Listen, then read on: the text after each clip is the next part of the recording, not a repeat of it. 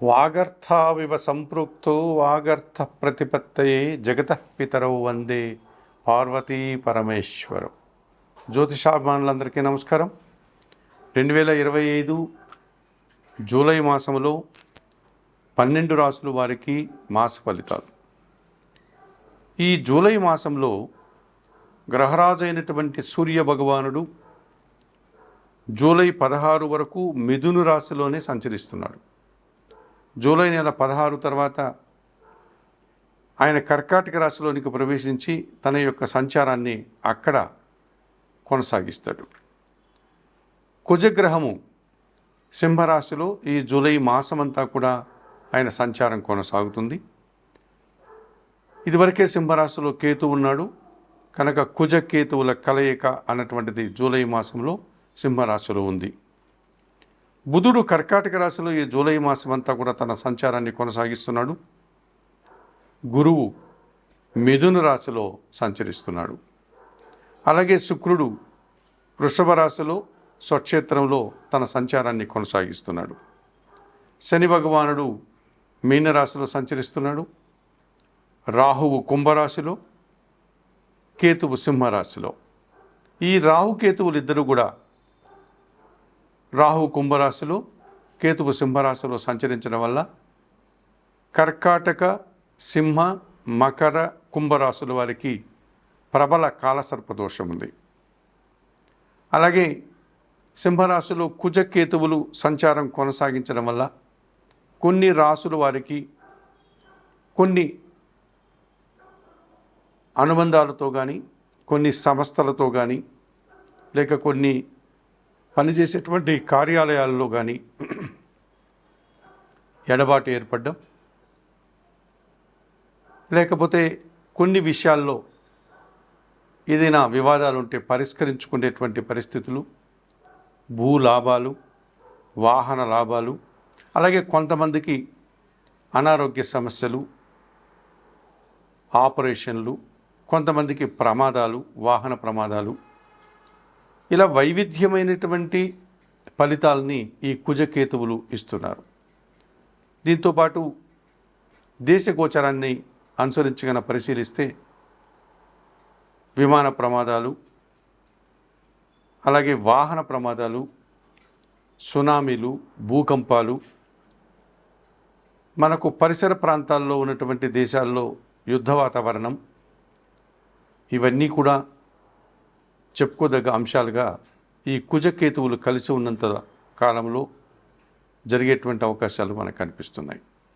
ఇదివరకే కొన్ని ఉదాహరణలు కూడా మనకు జరగడం జరిగింది, మనకందరికీ తెలిసిన విషయాలే. జూన్ 26వ తారీఖున ఆషాఢ మాసం ప్రారంభమైంది. ఇది జూలై మాసం కనుక జూలై మాసం 24 వరకు కూడా ఈ ఆషాఢ మాసమే కొనసాగుతుంది. ఆషాఢ మాసంలో నూతన వధూవరులను ఒకే ఇంటిలో ఉండకుండా వేరు చేసేటువంటి సాంప్రదాయం కూడా మనకుంది.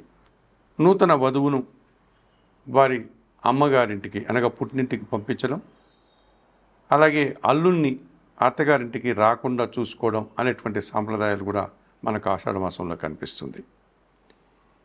ఈ ఆషాఢ మాసంలో మహాలక్ష్మీదేవికి, మహావిష్ణువుకి పూజలు నిర్వర్తించి విశేషమైనటువంటి పుణ్యఫలాలను అందుకునేటువంటి సాంప్రదాయం కూడా మనకుంది. అలాగే ఆషాఢ మాసంలో ఉగ్రదేవతార్చన కార్యక్రమంలో భాగంగా వారాహి నవరాత్రులు ప్రారంభించి ఆ కార్యక్రమాలు కూడా నిర్వహించేటువంటి ఆనవాయితీ ఉంది. ఇక 25వ తారీఖున జూలై నెల 25వ తారీఖున శ్రావణ మాసం ప్రారంభమవుతుంది. ఆధ్యాత్మిక విషయాలకు కానీ, భక్తికి సంబంధించినటువంటి విషయాల్లో కానీ చాలా పవిత్రమైన మాసంగా మనము ఈ శ్రావణ మాసాన్ని పరిగణిస్తూ ఉంటాం. శ్రావణ మాసంలో మనకు శివకేశవుల భేదం లేదు కనుక శివపార్వతుల పూజలు, అలాగే మహావిష్ణువు, మహాలక్ష్మీదేవుల పూజలు నిర్వహించేటువంటి సాంప్రదాయం ఉంది. శ్రావణ మాసంలో ప్రతిరోజు కూడా పవిత్రంగా భావించేటువంటి పరిస్థితి మనకు కనిపిస్తుంది. శ్రావణ సోమవారాల్లో, అలాగే శ్రావణ శుక్రవారాలు, పౌర్ణమి రోజు, వరలక్ష్మి మహావ్రతం, ఇలా అనేకమైనటువంటి పర్వదినాలు శ్రావణ మాసంలో మనకు వస్తాయి. అటువంటి పవిత్రమైన శ్రావణ మాసం కూడా మనకి ఈ జూలై మాసంలో ప్రారంభమవుతుంది. ఇన్ని వైవిధ్యమైనటువంటి ప్రత్యేకతలను సంతరించుకున్నటువంటి ఈ జూలై మాసంలో ఇప్పుడు 12 రాసుల వారి యొక్క మాస ఫలితాలు ఎలా ఉన్నాయో తెలుసుకోపోతాం. 2025 జూలై మాసంలో మిథున రాశి వారి యొక్క మాస ఫలితాలు. ఈ మిథున రాశి వారికి ఈ జూలై మాసంలో 5 గ్రహాలు అనుకూలంగా సంచరిస్తూ ఎక్కువ శుభఫలితాలను అందిస్తున్నాయి. 3 గ్రహాలు మాత్రమే ప్రతికూలంగా సంచరిస్తున్నాయి. ఈ 2025 జూలై మాసంలో ఈ మిథున రాశి వారికి షష్టమ లాభాధిపతినటువంటి కుజుడు ఈ నెలంతా తృతీయ భావంలో సింహరాశిలోనే సంచరించడం వల్ల పోటీ ప్రపంచంలో గట్టి పోటీని ఎదుర్కొని విజయం సాధిస్తారు. భూవాహన లాభాలు కానీ సౌఖ్యాలు కానీ అందుకుంటారు. కొన్ని వివాదాలు, కొన్ని తగాదాలు, కోర్టుకు సంబంధించిన వ్యవహారాలు సైతం మీకు అనుకూలంగా మారుతాయి.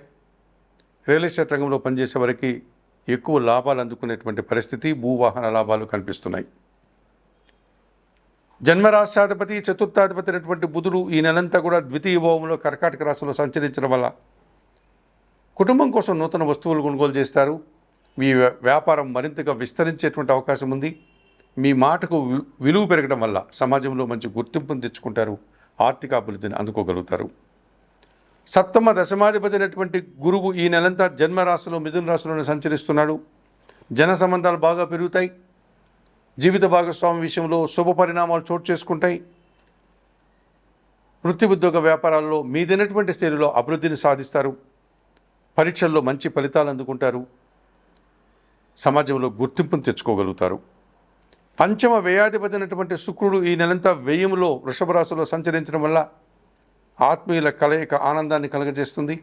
మీ ఆలోచనలు కొన్ని కార్యరూపం దాలుస్తుంది. స్త్రీజన సహకారంతో ఇంటా బయట కూడా విందు వినోదాల్లో పాల్గొనేటువంటి పరిస్థితి కనిపిస్తుంది. కేతువు తృతీయ భావంలో సింహరాశిలో సంచరించడం వల్ల జన సహకారం బాగా ఉంటుంది. నిరాడంబరంగానే చాలా కార్యక్రమాలు సునాయాసంగా పూర్తి చేస్తారు. భగవంతుని ఆశీస్సులు కూడా మీ అభివృద్ధికి తోడ్పడుతుంది. 2025 జూలై మాసంలో ఈ మిథున రాశి వారికి కుజుడు, బుధుడు, గురువు, శుక్రుడు, కేతువు 5 గ్రహాలు అనుకూలంగా సంచరిస్తూ అధికంగా లాభాలను అందిస్తున్నాయి. అలాగే తృతీయాధిపతి అయినటువంటి సూర్య భగవానుడు ఈ నెలంతా జన్మరాశిలో అనగా జూలై 16 వరకు, ఆ తర్వాత కర్కాటక రాశిలో ద్వితీయ భావంలో సంచరించడం వల్ల స్థానచలనాలు కానీ కష్టంతో కూడినటువంటి ప్రయాణాలు కానీ ఈ జూలై నెల 16 వరకు మీకు వచ్చేటువంటి సందర్భాలు కనిపిస్తుంది. ఆ తర్వాత మీ మాటల వల్ల అధికారులతో అభిప్రాయ భేదాలు కానీ తండ్రితో మనస్పర్ధలకు కానీ అవకాశం ఉంది. అష్టమ భాగ్యాధిపతి అయినటువంటి శని భగవానుడు ఈ నెలంతా దశమములో మీనరాశిలో సంచరించడం వల్ల పని తాలూకు శ్రమను, బరువును మీరు అధికంగా చూడాల్సి ఉంటుంది. వృత్తి ఉద్యోగ వ్యాపారాల్లో పని భారం పెరిగిపోతుంది. పని ఒత్తిడి అధికమవుతుంది. పనివారి సహకార లోపం కాస్త ఇబ్బందిగా మారుతుంది. భాగ్యములో రాహు సంచారం ఉంది. కుంభరాశిలో విదేశీ వ్యవహారాలు ప్రతికూలంగా ఉంటాయి. నూతన వ్యక్తుల పరిచయాల విషయంలో ఆలోచించి మీరు నిర్ణయించుకోవాల్సి ఉంటుంది. ముఖ్యంగా మీరు మోసం పోయేటువంటి సందర్భాలు కానీ దుబారా ఖర్చులు కానీ ఈ భాగ్య రాహు వల్ల ఏర్పడేటువంటి పరిస్థితి మీకు కనిపిస్తుంది. మరి 2025 జూలై మాసానికి గాను ఈ మిథున రాశి వారు భాగ్యరాహు దోషం నుంచి బయటపడడానికి కనకదుర్గాదేవిని దర్శించి దుర్గాదేవికి నిత్యము కుంకుమ పూజాది కార్యక్రమాలు నిర్వర్తించండి. దశమ శని దోషం నుంచి బయటపడడానికి శనివారం రోజు ఈశ్వరునికి అభిషేకం చేయండి. బిల్వాష్టకం చదువుకోండి. జన్మరాశిలో ఉండే రవి దోషం నుంచి బయటపడడానికి ప్రతినిత్యం ఉదయాన్నే నిద్రలేసి సూర్య భగవాన్ని దర్శించండి. సూర్య నమస్కార ఆసనాలు వేయండి. కొన్ని గోధుమలు కానీ గోధుమ పిండి కానీ పేదవారికి దానం చేయడం వల్ల మరింతగా మంచి ఫలితాలను అందుకోగలుగుతారు.